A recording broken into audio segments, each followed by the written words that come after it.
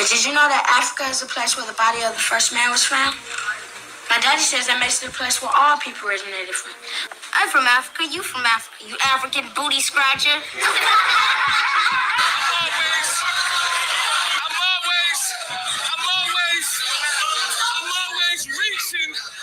always reaching. We make niggas disappear like that triangle out Bermuda. They can't find his body, but they know that I'm the shooter.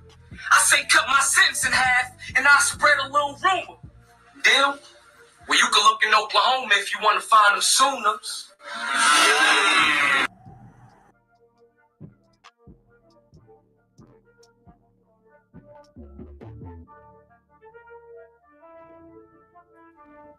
What it do, what it do, what it do, what it do. Back for another classic in the book of the Strictly Ghetto Engine. Today's chapter is an African woman talks about the transatlantic slavery. I never really heard it from a African. So I thought it was interesting to hear the lady talk about the history and what she got from it. So this is definitely, I ain't for to be talking, doing too much on it. This is definitely something to just pull up and roll up to. I'm so glad that you showed up to comment, like, subscribe. Tell a friend and do it again.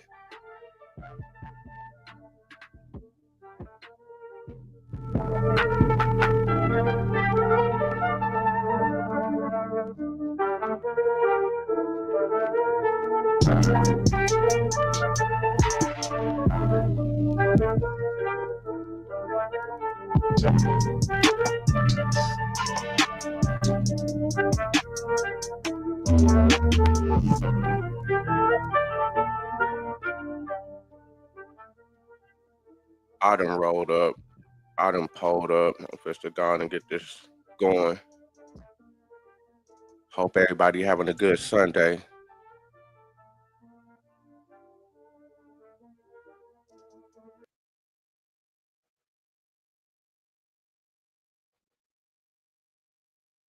Was for the external system. Zorro.com knows that every job is important. And for more than 10 years, Zorro.com has been delivering tools, parts, and supplies. Africans remember enslavement so well. The research I've done shows that I've been involved in looking at Ghana in particular from 1990. I've been to about all the 10 regions of the country, conducting interviews with chiefs, elders, state historians, old men and women, anybody who can remember something about enslavement. And it's amazing the kind of information and material I have got about it. Many of them regard enslavement as a very sensitive issue. And what I've done is that in my research, I've tried to identify with the people. And I've used some of my students in the Department of History. And I've always warned my students that I would want students who come from the area to undertake this research. I don't want somebody who is spending holidays in the area, because a lot of people regard it as so sensitive that if they don't know you, they wouldn't disclose some vital information to you. So the memory is still real, and people are very reluctant to talk about it because it brings up some kind of unpleasant memories sometimes. And I think another reason why is because there were two aspects to enslavement in Ghana and in most Africa. There was what I'll call an internal aspect, or what people call an indigenous aspect of enslavement. And then there was an external aspect, that is enslavement between Africa and the outside world, either with the Mediterranean or Red Sea, Indian Ocean world, or with the Atlantic world. And because of this, we still have some memories about both enslavement, especially the indigenous one, because where do you draw the line? There are some families during my research who were reluctant to talk because they could remember that their great-grandfathers, great-grandmothers had brought slaves from Salaga Market, made them part of the household. And therefore, if we are going to now start tracing genealogies, who comes from where, who comes from there, it starts creating problems. So some of them don't want to talk about it.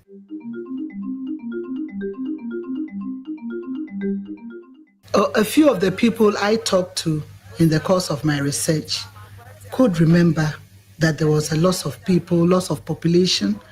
Those in the northern part of Ghana, for example, claim that there are still parts in Ghana right now which are desolated because of enslavement.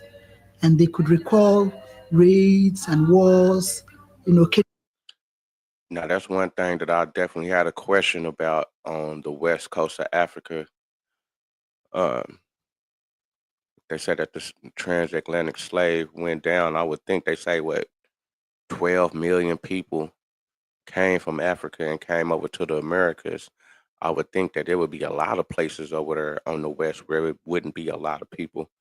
So for her to say that there's certain areas where it's desolate, ain't too many people, that's definitely interesting. I ain't even gonna front. kidnapping and so on.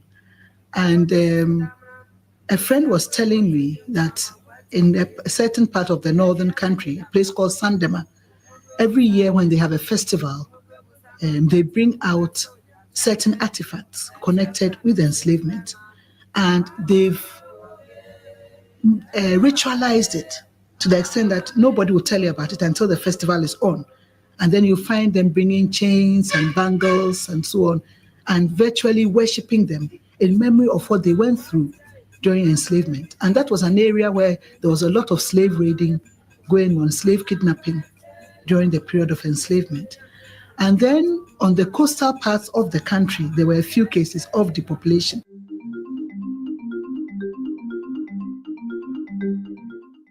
The picture of the past enslavement in Ghana or Africa is one in which you find different means of acquiring slaves. I can identify about 5 major means of acquisition. The first was through warfare, and that was really a major means of acquisition. Now, I don't think we want to enter into that debate whether the wars were fought because of enslavement or enslavement was incidental to the wars, because there is still a disagreement. But what I have found in my own research as I talk to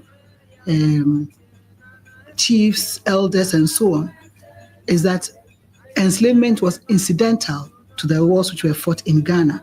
In other words, the wars were not expressly fought because they wanted to catch slaves. But there were several reasons for warfare: expansion, conquest, retaliation, aggression, and so on.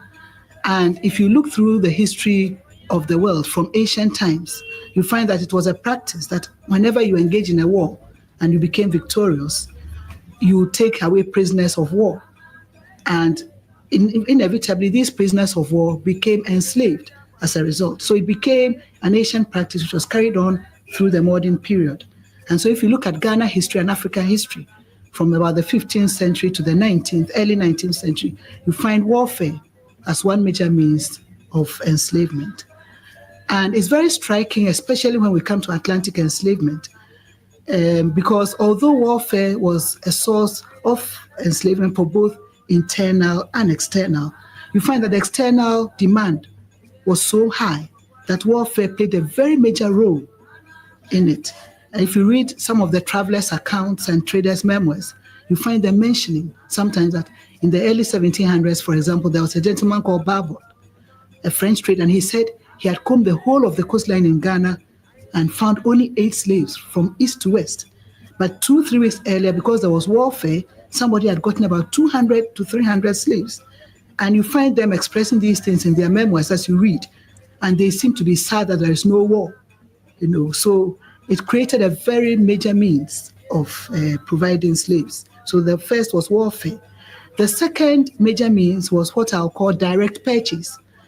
There were several markets scattered throughout the continent and different parts of the country where people could go to and buy slaves. Now, I've realized as I've researched about the slave markets that people did not go, the markets were not solely for slaves, but there were other items also being traded in. But as you enter the market, you find places for foodstuffs, places for household wear, etc. And then you find perhaps a section of the market also devoted for a trade in human beings.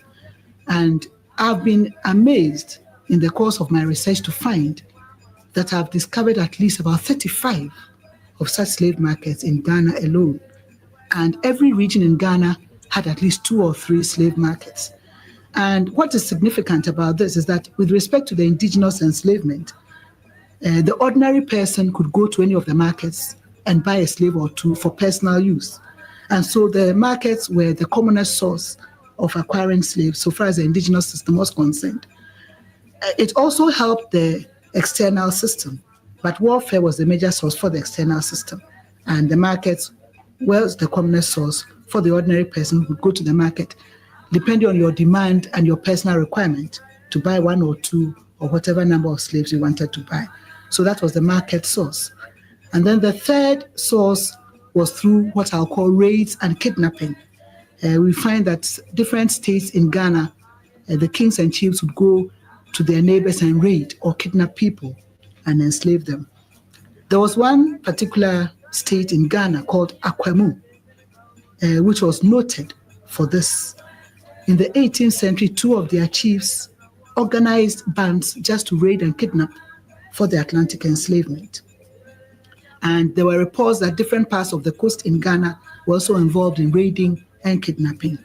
And then the northern part of Ghana was also noted for a lot of slave raiding and kidnapping during the period of enslavement. So that was a third source. The fourth is what I'll call tribute. Tribute was when a state defeated another state and asked the defeated state to pay tribute. And in the past, normally you would look at what the state produced. For example, if it was a gold producing area, you would ask the state to provide maybe so many ounces of gold a year as tribute.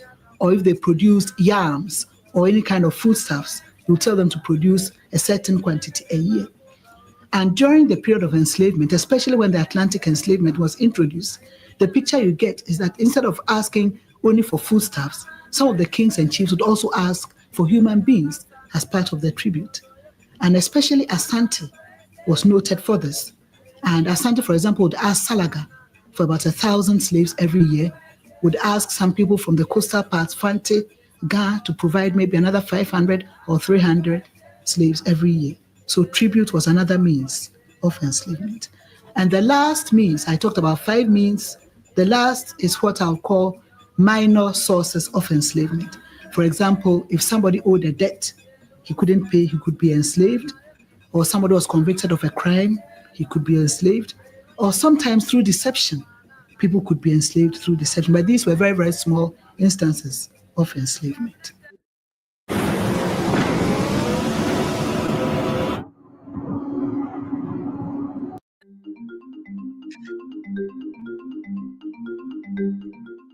The kind of people who were enslaved was a broad spectrum, because normally if it was war or raids or kidnapping, they would move into a town or a village and conquer and take all the people.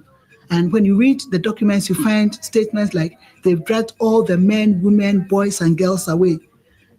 Sometimes you find that they've left the older men and the older women, but they've taken the young boys, the girls away. So you find that it's the people in the prime of their youth who are usually taken. And sometimes it goes through a series of processes. First of all, you raid a group or you engage in warfare, you bring en masse to your home, that is your capital, thousands of prisoners of warfare. And then sometimes they go through sorting, looking at what the indigenous requirement is. So you look at what you have, the men, the women, the boys, the girls, what your internal needs would be like. And then you decide that, well, for example, if you've got about 100 slaves and you have about 50 men, 50 women, or 25 men, 25 boys, 25 girls, 25, you'll decide that maybe I'll leave 20, 24 in the state and send the rest away. Inevitably, what happened was that a lot of the younger people who were strong and who could work were those who were really demanded during the period of enslavement because of the kind of work people wanted them to do. So your needs determined the kind of people you would take. So you find a broad spectrum of people, young boys, girls, women, and men. And it is generally believed that Africans wanted more of the women than the men during the period of enslavement. So we have more women used internally and more men sent away on enslavement, but it also included women.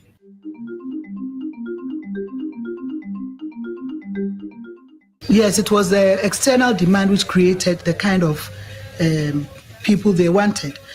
They wanted both men and women, but the preference was for men because most people wanted them to work in the mines, to work in the fields, and to do what people call the hard, back-breaking work. And normally they felt that it was the men who were stronger to do these things. So it was more of an asset to have men. I kind of find it interesting what she's saying right there. Because when I do be going back into the books, they be saying that the people that be so-called coming over is building boats, they're constructing buildings, they know how to do, they got like particular skills, not just hard back work. It's like they doing particular skill work. So that definitely make me question who was the people that was really kind of getting moved around. It's like I say, I definitely believe that it was black people over here that was getting moved around from place to place, from America to America. Uh, and you know, me just listening to it, it's just giving me more clarification that, as far as what she's saying, you know, she may not be fully correct or whatever she's saying, but it seemed like it was just the people that was just coming from over there was just brute work, not no skill work. Could be tripping though. Than women.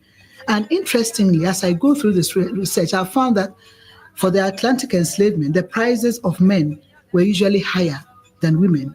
And for the internal enslavement, the prices of women were higher than men.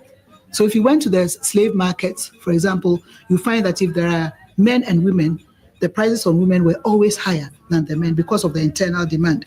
And when the slaves moved to the coast to be shipped across the Atlantic, the men would put a higher price. The European and American merchants would put a higher price on the men than the women. And so that was the nature of the work determined the men and women you wanted, or the boys and girls you wanted.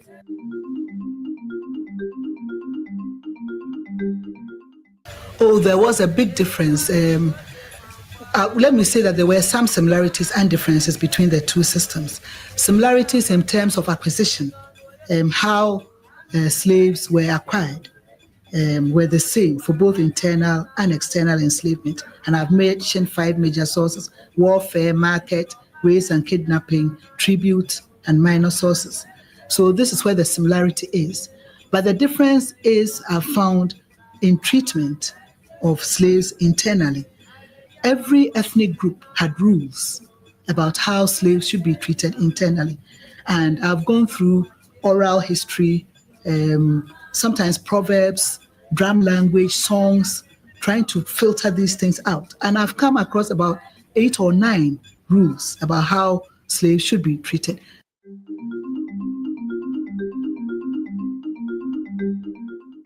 Well, because enslavement covered the whole spectrum of people, there were some who were farmers who knew how to till the land. There were some who were artisans, craftsmen, iron workers, goldsmiths, could work in gold. There were some who could weave baskets. There were some who could make pots. And there were some too who were fishermen who were on the coast fishing. There were some who were hunters who could hunt. And there were some who were traders who knew how to trade. So you had this broad spectrum of people being sent away on the Atlantic enslavement.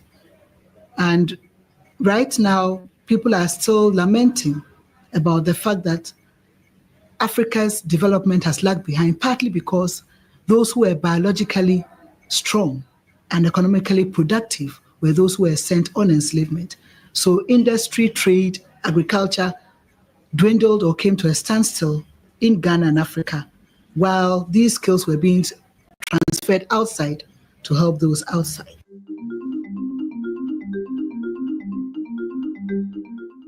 There were several effects of the Atlantic enslavement on Africa, and especially in Ghana. One of the glaring effects was that of depopulation in several parts of the country. because there was increased warfare, increased raiding, increased kidnapping. We have different parts of the country being depopulated and desolated because of this. And then because of the increased raids and kidnapping, there was also a lot of insecurity and fear during the period of Atlantic enslavement, because you wouldn't know what would happen when you go to bed in the night, or what would happen if you are going on your way to trade, because there were people who were kidnapping both during the day and in the night. Some would lay ambush just because of the Atlantic demand. And the Atlantic enslavement also affected family ties and social relationships, because people could be enslaved through deception. And that was not a pleasant idea at all. I read in the Danish records of a case in which a man from Akwamu went to the Danish fort at Osu and wanted to buy some goods. And after looking at all the goods in the warehouse, he indicated that the Danish people had so many beautiful goods, but he did not have money to pay for these goods. And then he decided somehow that he was going to exchange his wife in return for these goods. So he made an arrangement with the servants in the castle and told them that he was going to do this. About an hour or two later, he came with the wife and they went through the warehouse selecting the goods. And you know how women are so excited about buying things. She bought all kinds of things, not knowing that she was going to be exchanged for the goods. So when they finished taking the goods, there was a scuffle between the Akwamu man and the servants. It was an arranged scuffle. And then they chained this woman and took her away. And there were several cases of this kind of deception. So if my husband could do that to me, then I couldn't even trust my husband, because I wouldn't know what would happen next. And there were cases where, during court cases, where previously in the indigenous enslavement, somebody would be asked to pay a fine for an offense committed. Because of Atlantic demand, instead of a fine, the person would be sold into slavery. So it affected justice, even the administration of justice. And there were some cases where kings and chiefs could even enslave their brothers, because instead of asking the person to pay a fine, you would send him to enslavement. There was this case in Komenda where the king enslaved both the brother, the wife, and the children, because the brother had committed an offense. And previously, he would have been asked to pay a fine, but he enslaved him through the Atlantic means because of this. So there was a lot of suspicion, a lot of insecurity, and a lot of fear during the period of enslavement, because you wouldn't know what would happen next. So it wasn't a pleasant time at all. It also affected industry, agriculture, because most of the people who would be stronger to work were taken out to go and work for other people in other lands. So we find that agriculture declines, and then it also affects industry, because the gold mining industry is affected, salt making is affected, iron working, a lot of industry grinds to a halt because of Atlantic enslavement. And this was not a pleasant experience at all for Africa.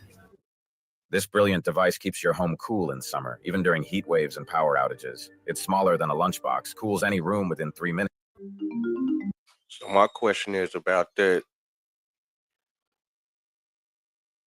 When was Africa really ever on the come up like that, to say, okay, whatever we was doing over there has stopped? Because, but they say they sent the best and not the weaker. That don't even make sense, to send your best and not the weakest.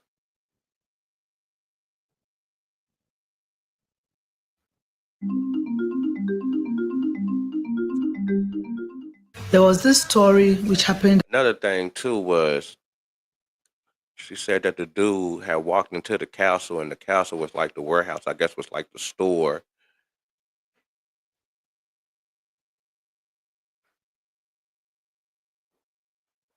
I don't know, that just seemed real funny. That they say, okay, it was raids, it was wars, just for that. But then people coming in trading family for goods and tricking family, and that went on a lot. That's just kind of crazy.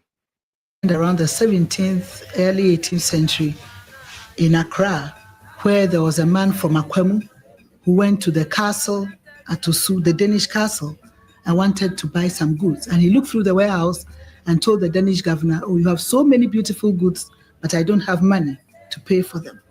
And then something went through his mind. He decided that he would exchange his wife for the goods. So he agreed with the castle servants that he would bring his wife and exchange the wife for the goods. So in about an hour or two, he came back, went around with the wife, picking all the goods in the warehouse. And you know how women are so excited. So during the period,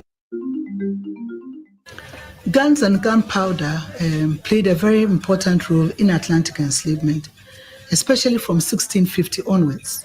And this is where you find the impact, because if you look at what was happening from 1650.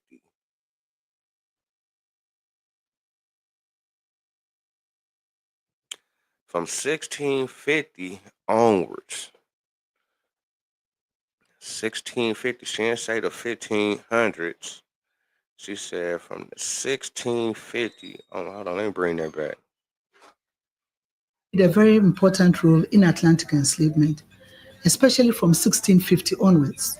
And this is where you find the impact, because if you look at what was happening during the Atlantic trade, 15th, 16th century, you wouldn't find so many people being enslaved.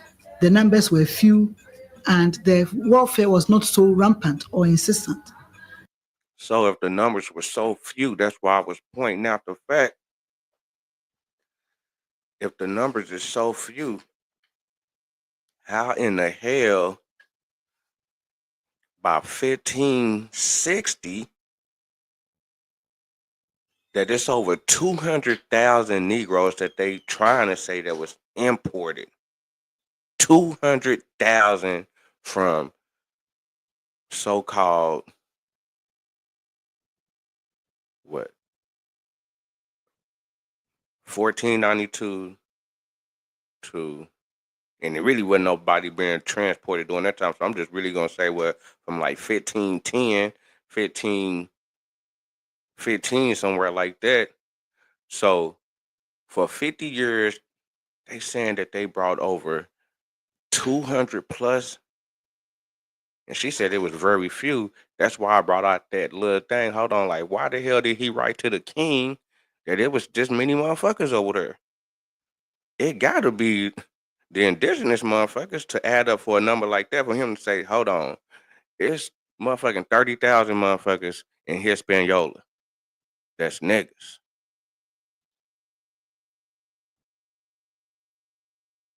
It's 15 in Puerto Rico, it's 20 in Cuba, it's 20 in Nombre de Dos, it's 20 in Venezuela, it's 20 here, it's 20 here, it's 20 here.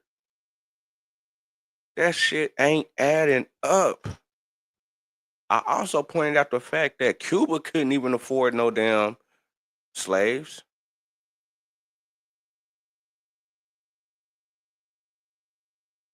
And that was supposed to be the main source for goddamn St. Augustine. St. Augustine wasn't getting people coming straight from wherever. They coming from the islands. There ain't nobody coming straight from Spain or coming straight from motherfucking Africa to St. Augustine.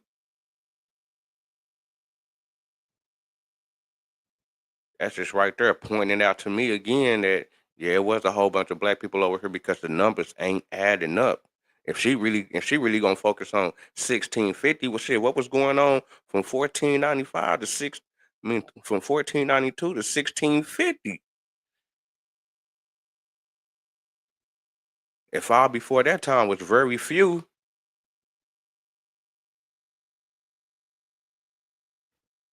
Then in 1650, guns and gunpowder are introduced into Africa and Ghana. And if So in 1650, that's when the gunpowders got introduced.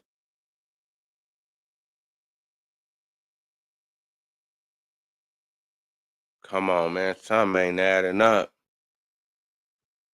Some ain't adding up with the history that we getting over here.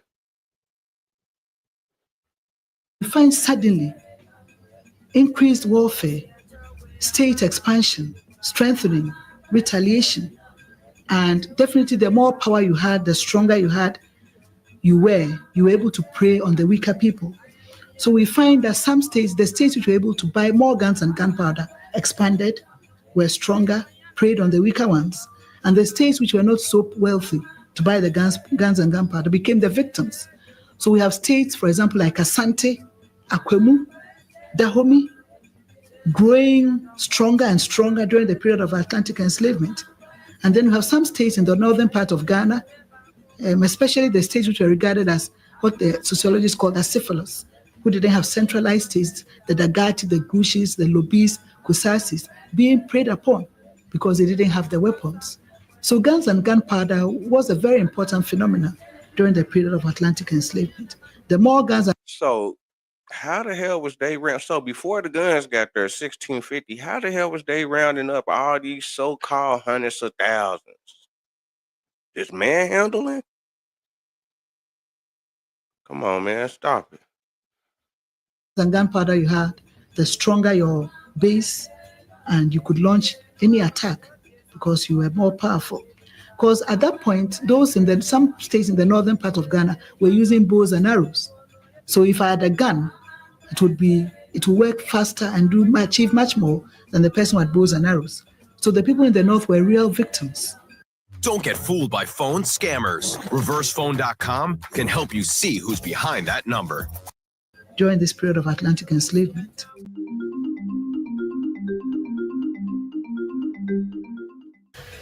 Because of the Atlantic demand for slaves, there was a lot of kidnapping also going on in Africa, especially in Ghana. And kidnapping could be any time of the day. It could be daytime, it could be in the night. You could be on your way to trade or to farm, and you could be kidnapped because some people would lay ambush to kidnap. And because of that, there were times when many people were afraid to go out in the night because it was worse during the night. You wouldn't know who was laying ambush to kidnap you. So as you read some of these documents, you find a lot of fear expressed in people's lives during the period of Atlantic enslavement. And you find comments like, nobody dares go out during the night in this part of the coast because of fear that they may be kidnapped into slavery. And kidnapping went on in almost every part of Ghana, especially in the coast and in the northern part. 3 years ago, during my research, I was talking to somebody in one of the archives in Brong-Ahafo called Sunyane. And I was talking to him about my research and what I was doing. And then I mentioned kidnapping and so on. And then he said, my grandmother was kidnapped into enslavement. And I was surprised. And I said, tell me more. And he said, my grandmother said she remembers very well that they were in a rice field in the northern part of the country. And they were working on the rice farms when Samori's men came and kidnapped them. Now, Samori Turi was one of these people who tried to build a large African state in the northern part of Ghana and parts of what is today Burkina Faso. And by doing that, he also got involved in a lot of slave raiding and slave kidnapping. And he said she remembers very well Samori's men kidnapping a number of them when they were busy on the farm and bringing them to Ghana. And it happened that somebody took the grandmother into the household. If she talking to someone here recently, I mean, it couldn't have been that long ago as far as what was going on over there. I was trying to get more to the root of it. You know what I'm saying? But it seemed like to me how she said it, man, it was very few in the beginning. And I'm still trying to figure out how the hell the Maroons and Nombre de Dos, you got different chiefs popping out in 1575, and they saying that these niggas can round up goddamn 3,400 people, warriors, just men. 3,400. So 3,400 ran away from goddamn 1513 to 1575. Man, stop it, man. Married her, and so these people are now part of a family in the Brong-Ahafo region. So it happened both internally and externally, but it increased because of the external demand. And you find that effect as you go through the documents. And if you look at from the 16th to the 19th century, especially 17th, 18th, when the trade is at its peak, you find a lot of kidnapping going on because of the Atlantic demand.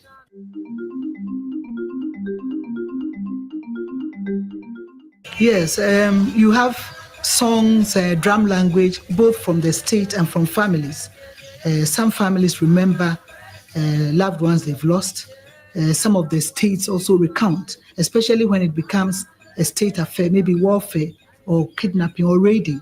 And you find a whole host of people being taken away. You find that some of the states record these in their songs. There's one song among the Ga in Accra where they mention that in the 17th century, they've lost everybody. And it's a long song.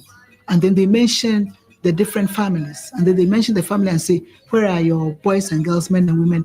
They've snatched them all away. They mention another family and they say, where are all your men and women? They've snatched them all away. So those songs are also there. Then you find some of the drum languages mentioning this. In fact, some of them not only mention the loss of people, but they also show where they come from. For example, in Asante, there's one drum language which says, Oto Misrem, Nanansu to Misrem Mpensa, which says that he brought me from the north. Nana, or the chief, brought me from the north for 3,000 kola nuts. So it also talks about how they were acquired and sometimes how they were treated. And then we have a lot of... Were they bought?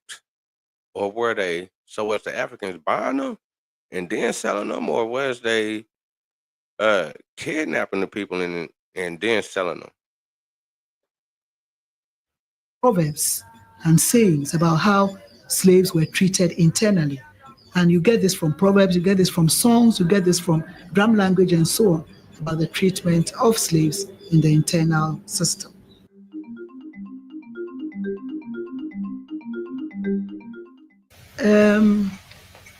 The main similarity between the internal and external enslavement was in terms of how slaves were acquired. The acquisition was the same: warfare, market, race, kidnapping. But in terms of treatment, there's a big difference between the internal and external enslavement. In the internal enslavement, there were rules, traditional rules about how slaves should be treated. And every ethnic group had the rules. And I've tried to sort out a few of these, and I can mention a few of these things to you. The first traditional rule was that any slave that entered into a household had to be made part of the family. And so the slave was made part of the family in the African traditional sense of the word. Now, it could be done in several ways, either through adoption of the slave or through marriage of the slave. If the slave was a female, it would be through marriage. If it was a male, it would be through adoption. And there were some people who, especially women who could not have children, who would go to some of these slave markets to buy children and adopt and make them part of the family. So that was one, making the slave part of the family. And then the second was that every slave was entitled to food, clothing, and shelter. So you had to treat your slave as you would your child or you would your brother or sister who was staying with you. The third rule was that every person who had a slave, the owner had to be approachable or accessible. And there were proverbs connected with this. And then sometimes they would say that you should also be able to train and discipline your slave as you would your own child. And there were sayings about this. One of this, which I like so much, was that if you fear to reprimand your female slave, you eat dirty food. So in as much as you want to make the slave part of your household, provide all the necessities, you also have to train and discipline the slave when necessary. And tradition also talks about punishing your slave if the slave did wrong. But an important point to note about punishment was that in Africa, and especially in Ghana, no slave owner had the power of life and death over the slave. It was only the king or chief who had power of life and death, not only over the slave, but over every citizen in the state. So when it came to issues like human sacrifice, for example, it was only the kings and chiefs who performed sacrifices. It wasn't any ordinary person who did it, because they had the power of life and death. And as I go through these research materials, I found that any person who maltreated his slave to the point of death faced the traditional courts and was punished as a result of that, because the rules did not allow power of life and death over the slave. And then a slave could marry.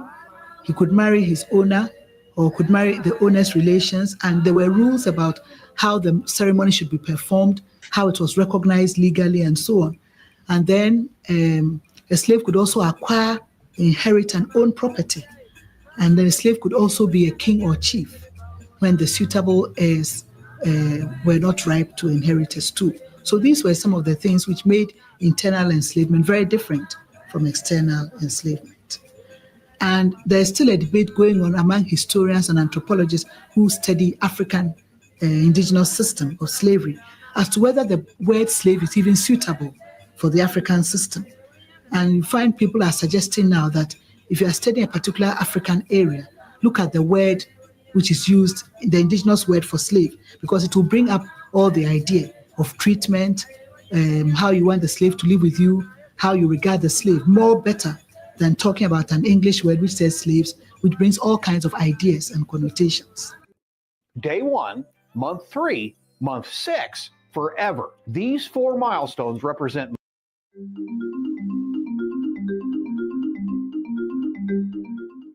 those slaves who were sent to the castles to be shipped across the Atlantic would have a faint idea of what will be happening across the sea.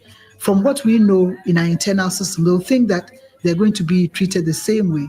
They're going to be made part of the family. They could inherit and acquire property. They could marry and so on. Man, they couldn't have been thinking that, man. They couldn't have been thinking no shit like that, man. They couldn't have been thinking no shit like that. That shit don't even make sense. And I'm sure many of them got a shock when they went out.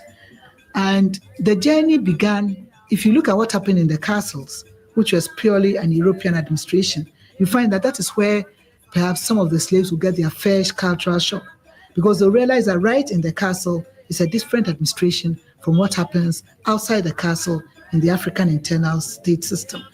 And I've realized also that if many of those who went out, that is across the Atlantic, were able to come back to tell their story, perhaps the reaction of the chiefs and people to enslavement would have been different, because hardly anybody came back to tell the story. Some who came back came during the period of abolition, when there was a lot of hue and cry already about stopping the slave trade. So those who came back to tell the story came at a time when a lot of harm had already been done. But when the harm was being done, if the kings and chiefs knew that the treatment was different, perhaps the attitude would have also been very different. In 1817, there was this British traveler to Asante, and he spoke to the Asante at that time called Osei-Bonsu. And Osei-Bonsu was asking why the British had abolished the Atlantic enslavement. Britain had passed a law in 1807, and this was 1817, and Asante was beginning to feel the effects of the Atlantic enslavement abolition, because Asante was still engaged in a lot of warfare, so there were still a lot of prisoners of war. And this is where you see the relationship and the effect of Atlantic enslavement, because it would have been an easy access. There would be access on the coast for all these slaves to be shipped. Now Asante was torn with what to do with all these prisoners of war. And then this envoy tried to explain to the Asante that we stopped because he looked at the humanitarian reasons. It was bad, it caused warfare, it did this, it did that. And the Asante chief was very surprised. He said, "Oh, did you know this all along when we were involved in this trade all these years?" Man, come on, cuz. All these years. Come on, man. Man, this shit don't even make no damn sense, man. This shit crazy as hell, man. This shit is not fucking adding up, man. But we didn't think it was bad. So, and then also, if you look at the numbers, that's when there was an explosion over here during the time. It was like a high peak of people coming over here. So how doing when they trying to stop it during the abolition time is high numbers than when it was a free for fall. This shit don't even make sense, man. This shit is not adding up, man. No disrespect to the lady, but this shit ain't adding up, man.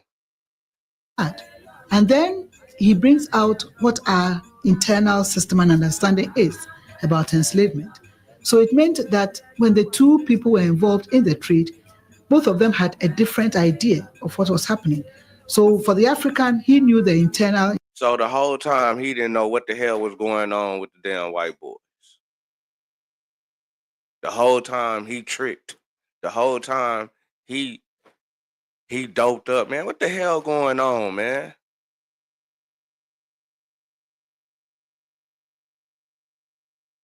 This shit dumb as hell, man. Shit be pissing me off, man. Indigenous system, and he thought it was the same system which was being followed elsewhere. So that was the first time in 1817, when the trade had been abolished 10 years ago, that the Asante Hinimi was even made aware of the differences between the two systems.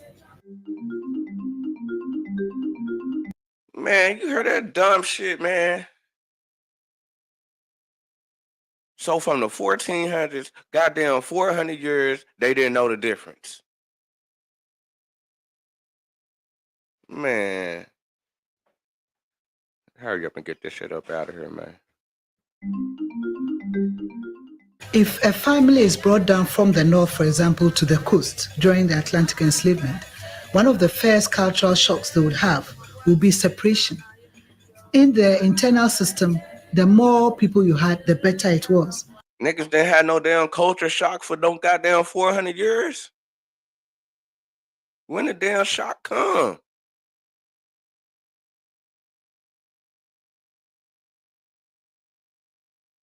Man, what the fuck, man? So you wouldn't separate families who have been enslaved because you needed them. You needed them for social reasons, for prestige, and so on. Now, if a family gets to the castle, and one of the first shocks is that they're going to be separated. They're not going to be recognized as one family. They're going to be recognized as any other individual human being. And perhaps... Wasn't nobody able to break out the damn castle?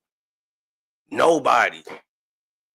Wasn't nobody able to run away from the goddamn castle? Wasn't no one person able to run away and say, man, they were there doing some fucked up ass bullshit. Wasn't no one person.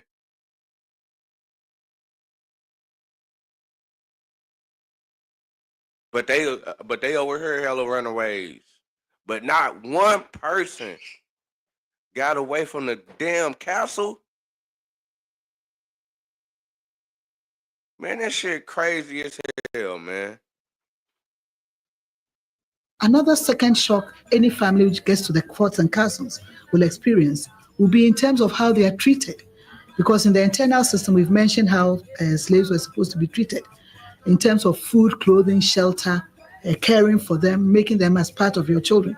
And they'll realize at once that there's an impersonal aspect to their treatment. Perhaps even the food they are given may not be enough. Perhaps they will not be properly clothed. Maybe the same clothes they wore on their way will be what they'll be wearing. And so they'll find that they're in a different world altogether in terms of treatment, how they are cared for, what the concern of the new owners are. And I'm sure that would have given them a sign that they're in for something very, very different. And of course, if they are shipped across the sea, we know the story already, the experience in the ship, the long journey, and what happens outside. And the best people, they talk about they sending the best, we sending the best. Couldn't the best break out the damn castle?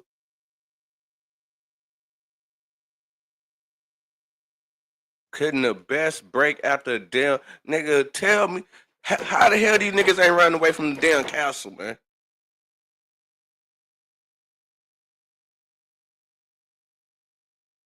Man, this shit crazy as hell, man. They say they sending the best and the best, and then ain't one nigga ran away from the castle once they figure out these niggas doing some hoe ass shit in the damn castle. This shit ain't adding up, man. But somehow they come over here, big boy strong running away, and motherfucking goddamn founding towns and goddamn big war chief, man. Shut the fuck up, man. This dumbass shit, man. It's another further cultural shock. And what saddens me about this whole thing is the fact that people cannot come back to tell the story. They come back when it's very late, when abolition is in the way, to tell the story that this is very, very different from what we know. Did nobody break out the castle? I thought they said people was coming back on boats. I thought they said people was taking over the boats and going back. Man, shit's dumb, man. I have had some kind of culture shock myself personally. In 1993-94, I was in the University of Texas in Austin, US for 1 year, doing some research from the American sources because I had done a lot on the Ghanaian sources. I'd been to London to look at British sources. And I was looking at the American sources. And from my experience in the indigenous system, I had an idea of how indigenous enslavement was like. And as I read through these American sources, sometimes I felt like closing the books because I couldn't take it any longer. And I couldn't reconcile. Sometimes I had to go back a few days and strengthen myself emotionally and come back and say, now you're a historian. Look at the facts as they stand, and then go through this. And I found some of the students who come from the US, every summer we have some summer schools and programs for them. And I find that when I tell them about the indigenous system, they also get confused because they are used to a certain kind of system outside. And I have a lot of questions trying to understand the internal system. Cause nigga, it was different over here for us, man. This shit ain't even fucking adding up, man. Hey man, I'm supposed to close this shit out, man. Hey, I hope everybody have a good Sunday, man. Straight up, this some straight hoe ass shit, man. This shit ain't even making no sense, straight up.